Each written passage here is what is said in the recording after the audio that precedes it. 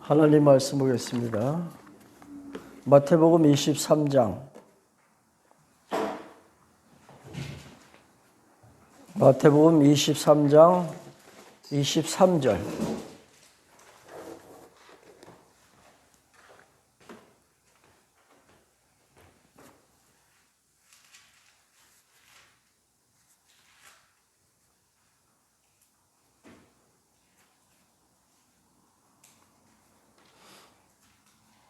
제가 봉독합니다.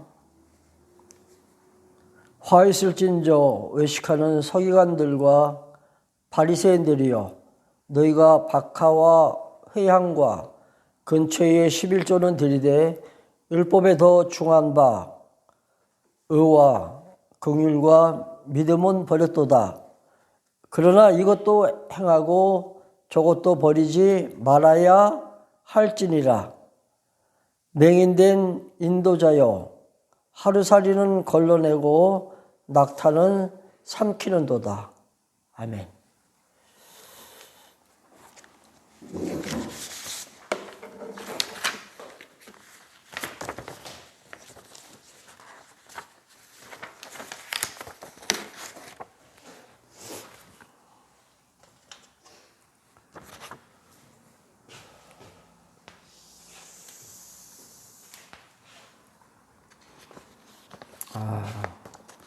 우리 지금 그 그리스도의 왕직에 대해서 우리가 지난 시간에 공부했습니다.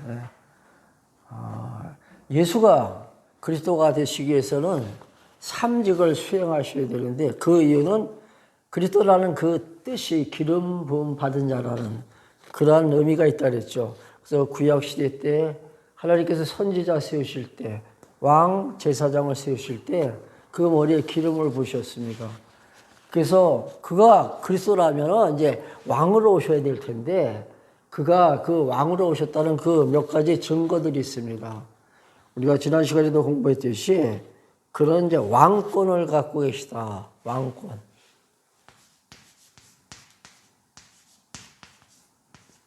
그리고 그는 왕국의 주인이시다. 몇 가지 이제 그 성경적인 근거를 우리가 들면서, 맞아, 그는 하나님의 아들 메시아 그리스도십니다.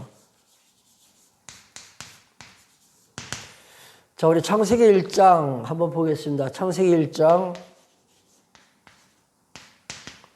1절부터 보면은, 태초에 하나님이 천지를 창조하시니라. 땅이 공허하고 혼돈하며 흑암이 잘 생각이 안 나나요? 네.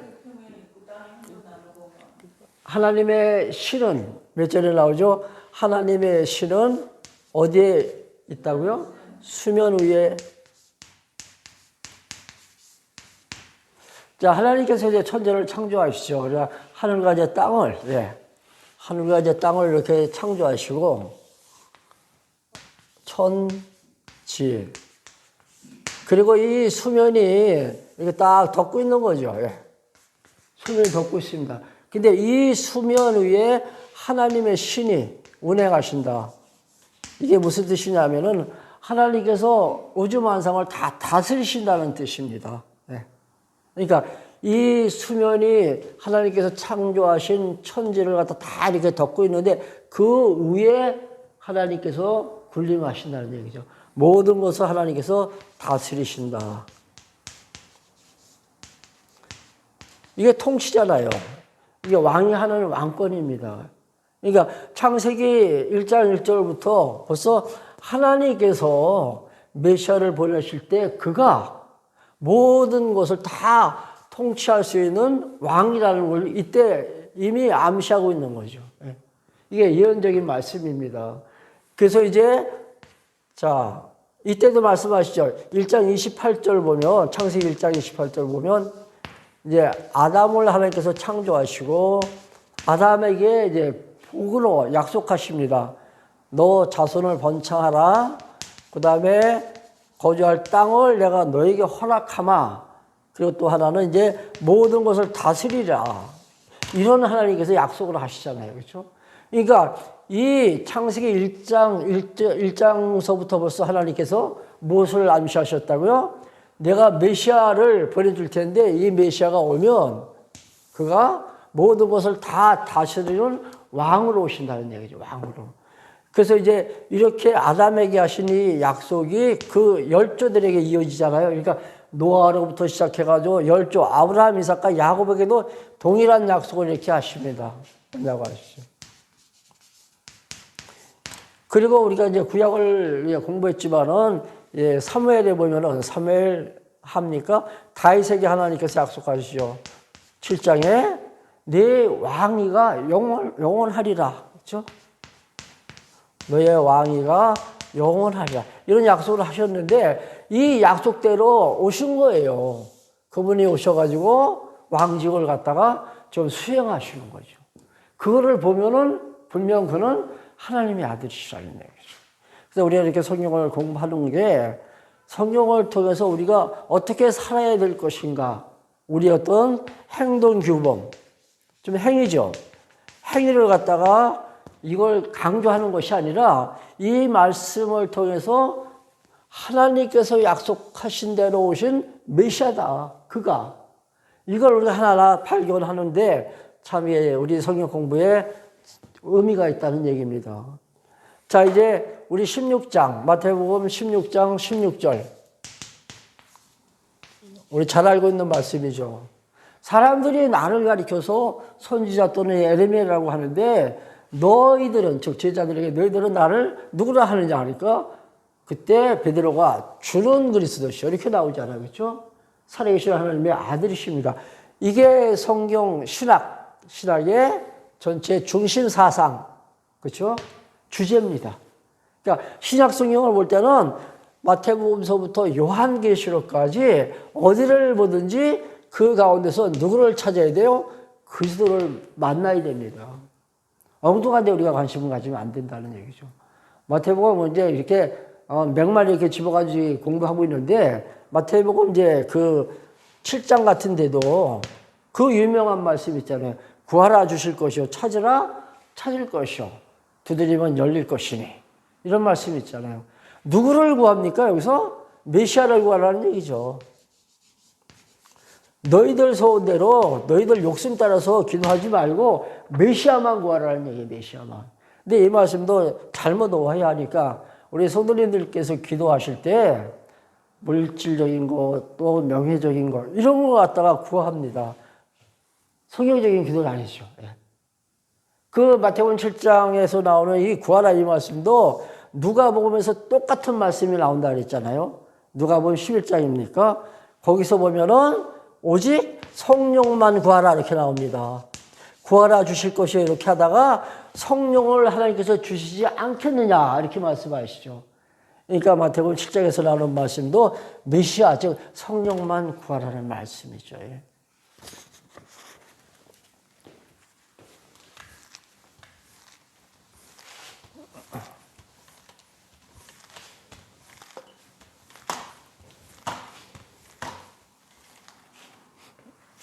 나 기도할 때마다 항상 기도하는 게 있습니다. 감사함으로, 감사함으로 기도하면서 하나님 뜻을 우리가 찾아가자. 이게 기도 제목이에요. 즉, 무슨 얘기예요? 기도는 내 뜻을 다 버리고 포기하고 하나님 뜻을 찾아가는 게 기도라는 얘기죠. 어떤 마음으로? 감사한 마음으로. 하나님께서 나를 오늘 이렇게 인도해 가시는 이 길목에서 하나님께서 예비하신 놀라운 은혜가 있습니다. 이걸 우리가 살아가면서 발견하는 거예요. 그러면 감사가 나오죠. 내가 지금 당장 생각하기에는 이게 나에게 손해고 나에게 나쁜 것이다라고 생각할지 모르지만 하나님께서 인도해 가시는 이 길, 이게는 하나님의 최선의 길이고 우리에게는 가장 유익한 길이다. 왜? 이 길에 무엇이 기다리고 있기 때문에 하나님께서 준비하신 은혜가 기다리고 있기 때문에. 이게 깨달아지면 감사함으로 기도하게 된다는 얘기죠.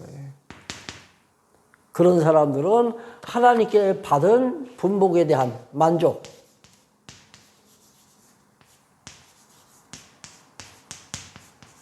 시편에 나오나요? 내게 부족함이 없으리로다. 어디 나오죠? 시편 몇 편입니까? 내게 부족함이 없다. 나는 만족합니다. 예, 만족합니다. 가진 것이 비록 없을지라도 내가 원하는 대로 되어지지 않을지라도 그것으로서 만족할 수 있는 이러한 삶이 바로 예배의 신령한 예배의 삶이라는 얘기입니다. 자, 이제 왕국에 대한 증거가 있습니다. 왕국. 하나님 나라죠, 하나님 나라. 하나님 나라는 어떤 나라인가? 그것은 가장 큰 자가 누구라 그랬어요? 어린아이와 같이. 작은 자가 천국에서는 가장 큰 자다. 사실 이게 이해가 안 되잖아요. 어린아이와 같이 가장 작은 자가 천국에서는 가장 크다. 무슨 얘기입니까? 예수님께서 귀하신 분으로 오셨잖아요. 아주 존귀하신 분으로. 이게 바로 마가복음이라고 했습니다. 하나님의 아들 예수 그리스도. 하나님의 아들은 존귀하신 분이잖아요. 예수 그리스도는 사실 낮아지시는 육신을 입고 오신 그분입니다. 이게 비하예요. 존귀하신 자가 낮아지시고 다시 높아지시는, 예, 높아지시는 승기. 예. 그가 누구예요? 하나님의 아들로 오신 메시아. 원래는 하나님의 아들인데 그가 낮아지셨다가 다시 높아지신다는 얘기예요. 이렇게 낮아진 어린아이와 같이 이렇게 낮아진 자가 천국에서는 가장 큰 자라는 얘기죠. 그래서 그 말씀에서 이렇게 이어져 오는 말씀이 있죠. 연결된 말씀이 뭐예요? 어린아이와 같지 아니하면은 천국에 들어갈 수 없다. 어린아이는 생존이 불가능합니다. 누군가를 의존하고 그로부터 도움을 받아야만이 살 수 있잖아요. 그래서 어린아이들은 누군가를 의지하게 되죠. 구원자를 찾아간다는 얘기입니다. 그가 바로 천국 시민이고 그가 바로 구원받은 자라는 얘기죠. 이런 말씀을 이제 증거하죠. 왕국에 대해서. 이게 천국에 대한 이제 천국 생활입니다. 자, 오늘 19장 한번 볼게요. 마태복음 19장 16절 보시기 바랍니다.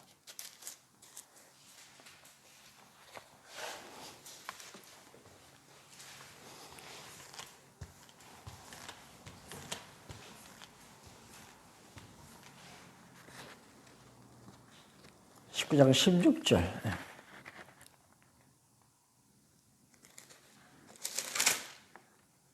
어떤 사람이 주께 와서 이르되 선생님 내가 무슨 선한 일을 하여야 영생을 얻을 수 있습니까?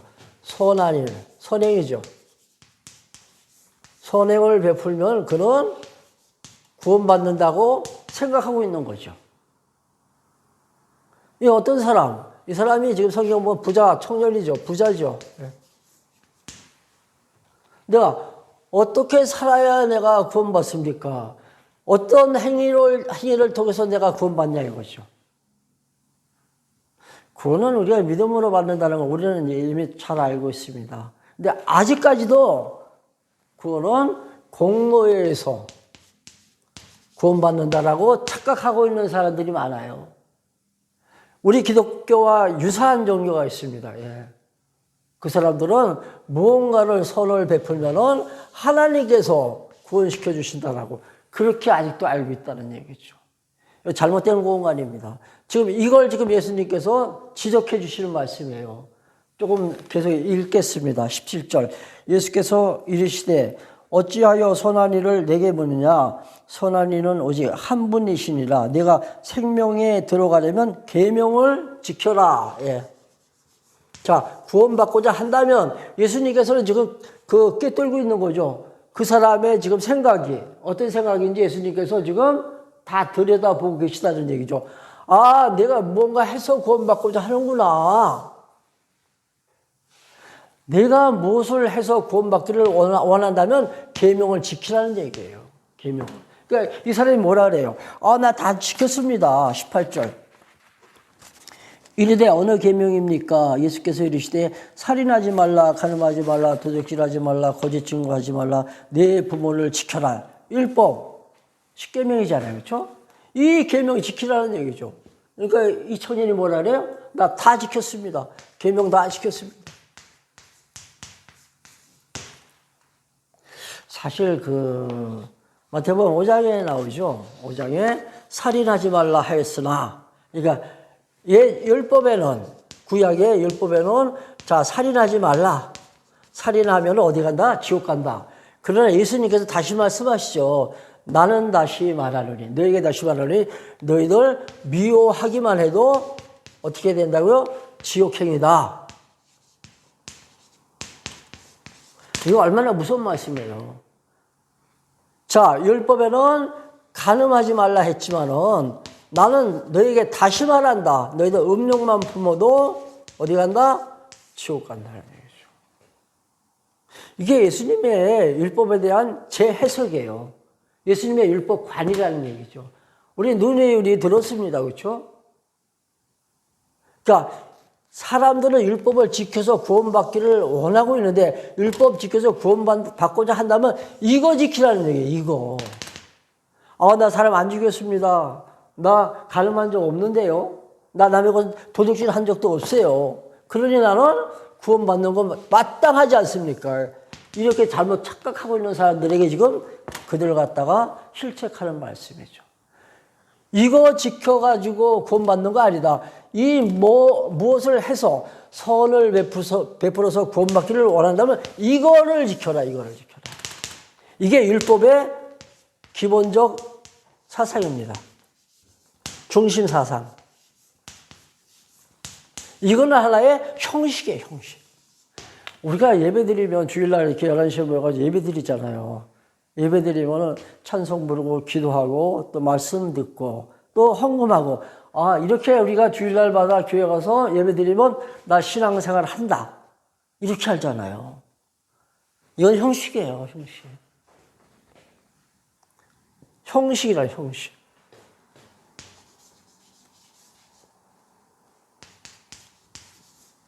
그 참된 예배는 뭐냐? 참된 예배는 신령과 진정으로 예배드리라죠. 신령과 진정. 이 진정은 진리입니다. 진리. 말씀을 통해서. 신령은 영적인 성령의 감동으로 말씀을 통해서 드려지는 그 예배가 신령한 예배라는 얘기죠. 이 예배를 드려야죠. 근데 이 예배는 11시에만 드리는 예배가 아니잖아요. 24시간 내내 하루 종일. 이건 시간에 구분이 없습니다. 언제는 예배 시간이 언제는 예배 시간이 아니다가 아니라 우리 삶의 전 영역, 살아가는 날 동안에 우리는 신령과 진정된 삶을 살아야 된다는 얘기죠. 이게 중심적인, 이게 사상이에요. 이건 형식이고 11시에 예배 참석하는 거 이거는 그냥 형식이라, 형식. 이 예배를 통해서 우리가 말씀을 배우면 그 말씀 속에서 누구를 만나요? 하나님을 우리가 만나잖아요. 그 하나님의 뜻을 발견하게 됩니다. 그럼 이 뜻을 찾아서 우리가 기도하죠.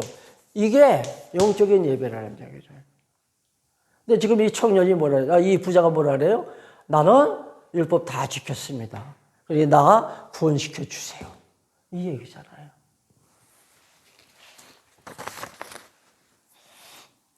자, 20절 그 청년이 이르되 이 모든 것을 내가 지켰사오니 아직도 무엇이 부족합니까? 예수께서 이르시되 네가 온전하고자 할진대 가서 네 소유를 팔아 가난한 자들에게 주라. 그리하면 하늘에서 보화가 네게 있으리라. 그리고 와서 나를 따르리라. 그 청년이 재물이 많으므로 이 말씀을 듣고 근심하며 가니라.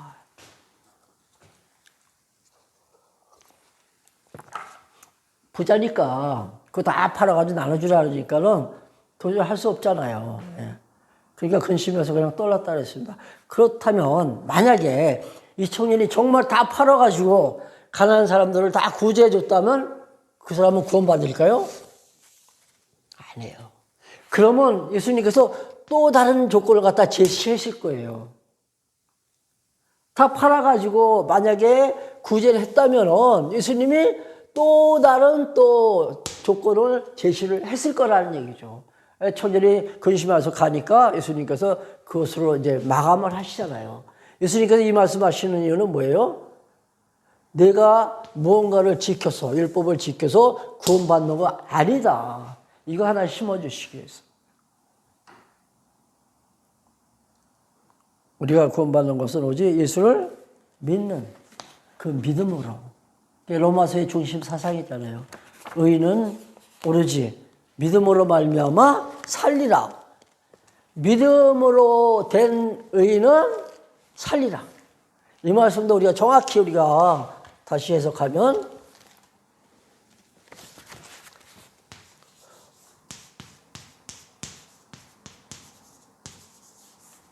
믿음으로 된 의인은 산다는 얘기죠. 어떻게 의인이 돼요? 이 믿음은 내가 믿는 믿음이 아니라 하나님께서 나에게 주신 은혜로 믿어지는 믿음입니다. 하나님께서 나에게 주시는 은혜로 믿어지는 믿음. 하나님께서 내 마음의 문을 열지 않으면 누구도 믿을 수가 없어요. 불신자들을 위해서 우리가 기도하잖아요. 그렇죠? 우리가 아무리 기도를 한들 하나님께서 그 마음을 갖다가 옥토로 변화시켜 주시고 그 마음을 열어주셔야만이 그 사람이 믿어요. 무엇을? 예수는 그리스도십니다. 이걸 고백하게 된다는 얘기죠. 노아가 어떻게 의인이 됐는지 혹시 아시나요? 창세기 보면 은혜로 노아가 의인이 됐다. 하나님의 은혜로 의인된 노아 이렇게 나오죠. 예. 당대의 의인은 노아밖에 없다 그랬어요. 근데 이 노아가 정말로 이 선을 행했기 때문에 의인된 것이 아니라 하나님의 은혜로 된 노아, 의인. 그가 바로 노아라는 얘기죠. 성경은 인간들의 어떤 행위 정말로 다 반박합니다.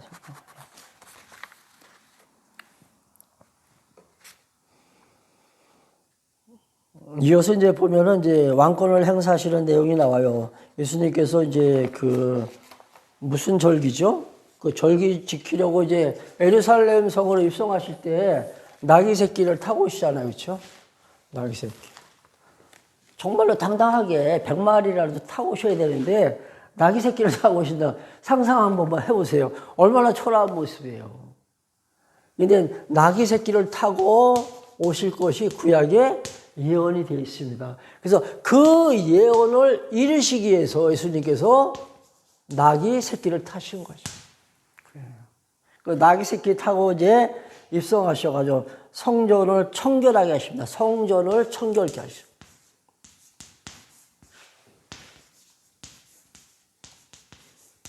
오셔서 보니까 성전 안에서 막 물건을 막 파는 거예요. 그러니까 이제 그 제사 드리기 위해서는 이제 재물이 있어야 되잖아요. 그 재물을 이제 멀리서 오는 사람들이 재물을 가지고 올 수 없으니까는 그 주변에서 이제 그 재물을 삽니다. 양이나 염소 같은 걸 사요. 근데 거기서 성전이 이 재물을 사는 하나의 장터가 되어버린 거예요. 장터가. 그러니까 예수님께서 아버지 집을 너희들이 더럽힌다 그래서 다 발로 다 차버리잖아요. 상을 갖다가요. 누구만이 할 수 있는 일이에요? 하나님의 아들만이. 그분이 왕이시기 때문에. 왕권을 가지고 성전을 갖다 청결하게 하십니다. 이 집은 내 아버지의 집이다. 이 말씀하시면서 당신이 하나님의 아들이심을 다시 한번 확인시켜 줍니다. 이 집은 내 아버지의 집이다. 우리 지난번에 공부한 무화과 나무. 이거 아니죠. 예, 죄송합니다. 무화과 나무. 지난번에 우리 살펴보지 않았죠. 무화과 나무가 이제 그 제자들이 그러죠. 무화과 나무를 바라봅니다. 그때 예수님께서 이 나무를 갖다 어떻게 저주합니다. 저주. 다 말라서 이 나무가 죽을 것이다. 근데 그 이튿날 이제 제자들이 이렇게 그 옆을 지나가다 보니까는 정말로 예수님께서 말씀하신 대로 이 나무가 다 죽었어요. 말라서 죽었어요. 하루 사이에 말라 죽었다는 얘기죠. 신기하죠. 무엇을 의미합니까? 예수님의 자연도 하나님께서 다 주관하신다는 거. 인간의 생사화복뿐만 아니라 자연까지도 하나님께서 다 주관하신다. 왜? 당신이 왕이니까. 왕권을 가지고. 그러니까 우주만상 모든 것을 다 누가 통치해요? 하나님의 아들로 오신 예수께서. 자, 이 나무가 이렇게 마른 것을 보고 제자들이 예수님께 가서 보고합니다. 당신께서 어제 말씀하신 대로 이 나무가 다 죽었습니다. 그 소식을 예수님께 전하죠. 그때 하신 예수님의 말씀이 뭐죠? 일반적이라면, 아, 그러냐. 봐라, 내가 말한 대로 죽지 않았느냐. 이렇게 나와야죠. 근데 예수님은 딱 단답형이에요. 길게도 말씀 안 하세요. 이 나무가 죽었습니다. 그러니까 예수님께서 뭐라고 말씀하세요? 그냥 믿어라. 이 얘기밖에 안 하세요. 단답형이라는 예수님께서 말씀하셨다는 얘기. 무엇을? 나는 하나님의 아들로 오신 모든 우주 만물을 주관하는 통치자 왕이다. 이건 믿더라. 그러니까 지금 우리가 마태복음 중간 부분을 공부하고 있는데 이 중간은 그리스도의 왕직에 대한 거죠. 왕직. 우리가 선지직에 대해서 아마 공부했을 거예요. 그 다음에 나온 게 이제 지난번에 우리 공부한 포도원의 비유죠. 포도원의 비유. 12시간 일하는 사람이나 1시간 일하는 사람이나 그 임금을 줄 때 주인이 똑같이 줬잖아요. 그렇죠? 그러니까 정말 오랜 동안 이제 수고한 사람이 이제 불만이 있는 거죠. 왜 저 사람과 나 똑같이 한 달란트밖에 안 줍니까? 저 사람에게 한 달란트를 줬다면 나는 한 10달란트는 줘야 되지 않습니다. 이게 합리적이고 이게 타당한 생각이라는 얘기죠. 그때 예수님께서 뭐라고 말씀하세요? 너는 내 것이나 가지고 가라. 내가 내 마음대로 하는데 당신 뭐라고요? 마음대로. 당신이 왕이니까. 왕은 왕권을 가지고 다스릴 때 왕이 좋아하는 대로 왕의 마음대로 행사하잖아요. 내가 왕이다. 내가 왕.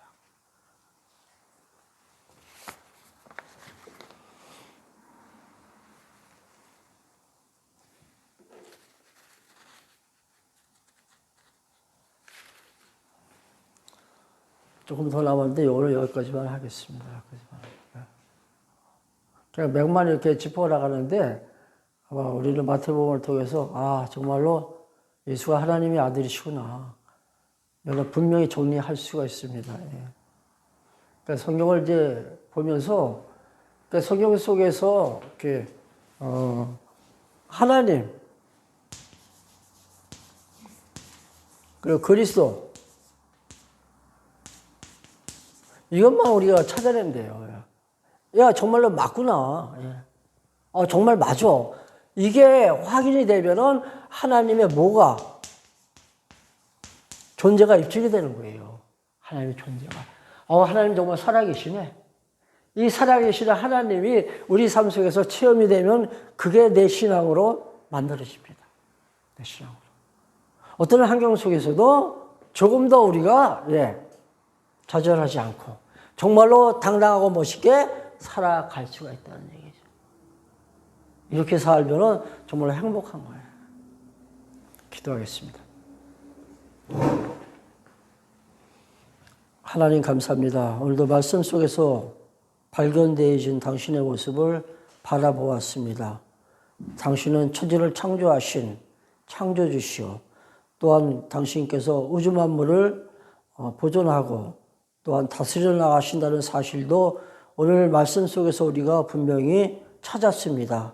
이제 이 말씀이 우리의 뇌리 속에서만 맴돌지 않게 하시고 우리 마음판에 새겨져서 우리가 살아가는 날 동안 정말로 멋있게 역동적인 삶을 살아갈 수 있도록 힘을 주시옵소서. 우리 주 예수 그리스도의 은혜와 아버지 하나님의 크신 사랑하심과 성령님의 교통하심이 모인 무리 가운데 함께 계실지어다. 아멘.